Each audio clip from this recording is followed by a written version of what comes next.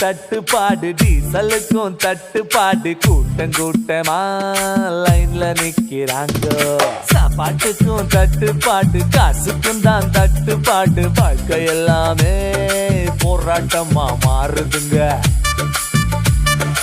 அரிசி விலையில் ஏறிடுச்சு என்ன விலையில் ஏறிடுச்சு ஆட்டோ வேறு ஏறிடுச்சு கரண்ட் பில்லு ஏறிடுச்சு சம்பள காசு கையில நிக்கல